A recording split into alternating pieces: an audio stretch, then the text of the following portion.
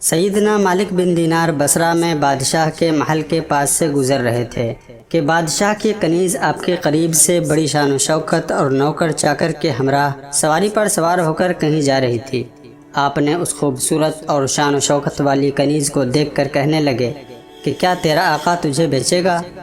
کنیز یہ سن کر پیچھے مڑی تو دیکھا ایک اچھی شکل اور باوقار بزرگ بوسیدہ کپڑے میں ہیں۔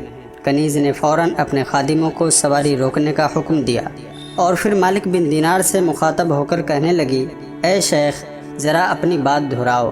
آپ نے فرمایا، میں پوچھ رہا ہوں کہ کیا تیرا آقا تجھے بیچے گا؟ کنیز بولی کہ تم پر افسوس ہے، اگر میرا آقا مجھے بیچنا چاہے بھی تو کیا تمہارے جیسا شخص مجھے خرید سکتا ہے؟ اور پھر کنیز کے خادموں نے مالک بن دینار کو گھیر لیا۔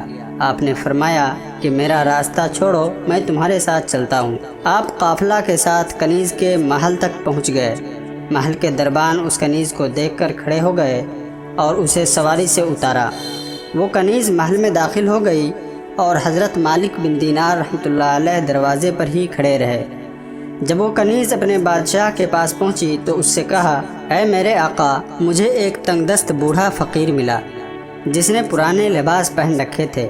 جب اس نے میرا حسن و جمال، میری خوبصورتی اور میری شان و شوکت کو دیکھا تو وہ حیران ہو گیا اور مجھ سے کہنے لگا کہ کیا تیرا آقا تجھے بیچے گا؟ کنیز کی بات سن کر بادشاہ ہنسنے لگا اور اس سے پوچھا، وہ بوڑھا کہاں ہے؟ کنیز بولی، میں اسے اپنے ساتھ لے آئی ہوں اور وہ اس وقت محل کے دروازے پر کھڑا ہے۔ آقا نے کہا، اسے میرے پاس لے آؤ۔ جب حضرت سیدنا مالک بن دینار بادشاہ کے محل میں پہنچے تو دیکھا کہ محل قالینوں اور تکیوں سے آراستہ ہے اور سبھی طرح کی خوبصورتی اور رنگ و رونق سے مزین ہے، اور بادشاہ ایک اونچی جگہ پر بیٹھا ہوا ہے۔ سیدنا مالک بن دینار جب اندر گئے تو یہ سارے لوازمات دیکھ کر رک گئے۔ تو بادشاہ نے کہا، کیا ہوا اے شیخ، اندر آ جاؤ۔ مالک بولے، جب تک تم یہ قالین وغیرہ نہیں اٹھاؤ گے میں اندر نہیں آؤں گا۔ اللہ تبارک و تعالیٰ نے بادشاہ کے دل میں مالک بن دینار کا ایسا رعب ڈالا کہ وہ نوکروں کو قالین اٹھوانے کا حکم دے دیا۔ پھر بادشاہ ایک کرسی پر بیٹھ گیا اور کہا کہ اے شیخ، جہاں چاہیں وہاں بیٹھ جائیں۔ حضرت مالک بن دینار رحمۃ اللہ علیہ نے فرمایا، جب تک تم کرسی پر سے اتر کر اس فرش پر نہیں بیٹھو گے میں نہیں بیٹھوں گا۔ چنانچہ وہ بادشاہ فرش پر بیٹھ گیا اور حضرت مالک بھی اس کے قریب بیٹھ گئے۔ بادشاہ بولا کہ اب آپ اپنی حاجت ارشاد فرمائیے۔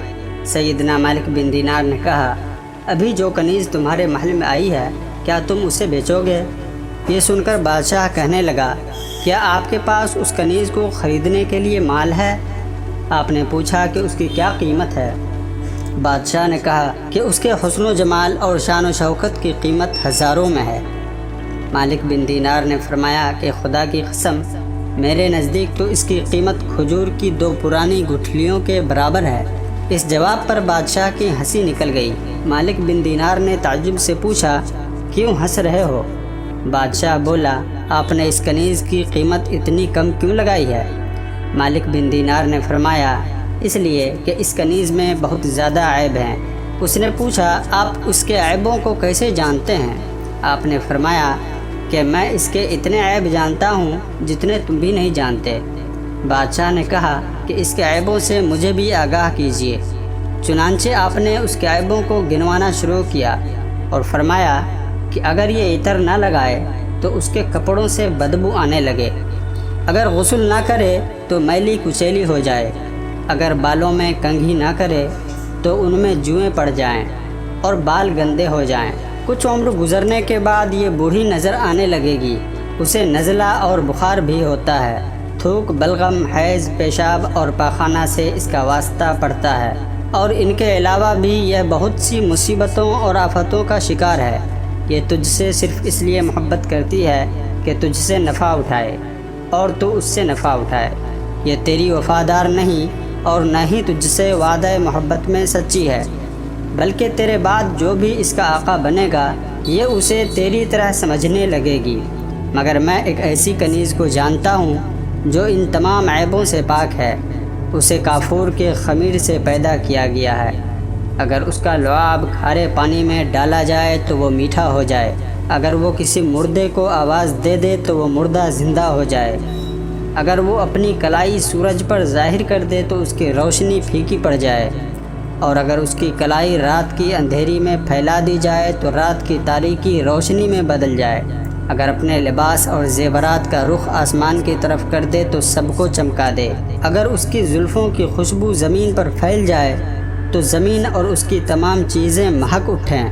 وہ معطر ہے، حسین ہے، نازنین ہے، ان گنت خوبیوں سے آراستہ ہے۔ وہ مشک و زعفران کے باغات میں پروان چڑھی اور تسنیم کے چشمے سے سیراب ہوئی۔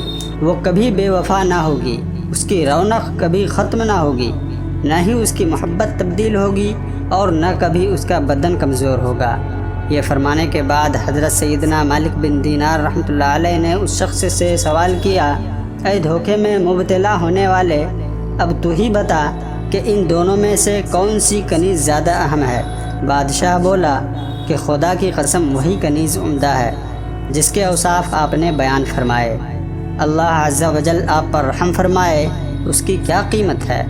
آپ نے فرمایا، بس تھوڑی سی کوشش، رات کے کسی حصے میں بیدار ہو کر رضائے الہی کی خاطر 2 رکعت نفل پڑھ لیا کرو، اور جب کھانا کھانے لگو تو بھوکوں ننگوں کو بھی یاد کر لیا کرو، اور اپنے کھانے پر ان کے کھانے پینے کو ترجیح دیا کرو، اور راستے سے گزرتے ہوئے پتھر اور کانٹے وغیرہ ہٹا دیا کرو، اور اپنی زبان سے اچھی گفتگو کیا کرو، اور اللہ عز و جل کا ذکر کیا کرو، اور زندگی کے ایام میں قلیل غذا پر صبر کرو، اور دنیا سے اپنی توجہ ہٹا لو، اور پھر قیامت کے دن بے خوف ہو کر آؤ اور اللہ جل جلالہ کا مہمان بن جاؤ۔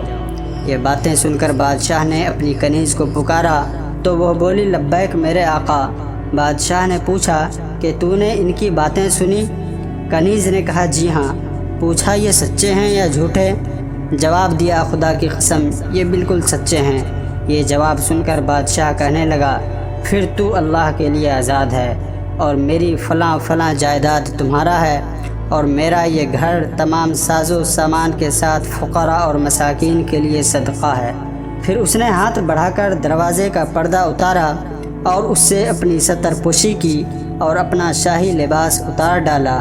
جب کنیز یہ سارا معاملہ دیکھا تو کہنے لگی، اے میرے آقا، تیرے بعد میری کوئی زندگی نہیں، اور اس نے بھی اپنی شان و شوکت کو چھوڑ کر بادشاہ کے ساتھ ہی جانے کی درخواست کرنے لگی۔ حضرت سیدنا مالک بن دینار رحمۃ اللہ علیہ نے ان کے لیے دعا فرمائی اور انہیں الوداع کہا، اور پھر مرتے دم تک وہ دونوں اللہ کی عبادت میں مشغول رہے۔ دوستو، امید کرتا ہوں کہ آج کا یہ عبرت آموز واقعہ آپ کو ضرور پسند آیا ہوگا، تو آپ ہمارے چینل کو سبسکرائب کر لیں اور بیل کے آئیکن کو آن کر لیں تاکہ ہماری ہر آنے والی ویڈیو سے آپ باخبر رہ سکیں۔ اللہ حافظ۔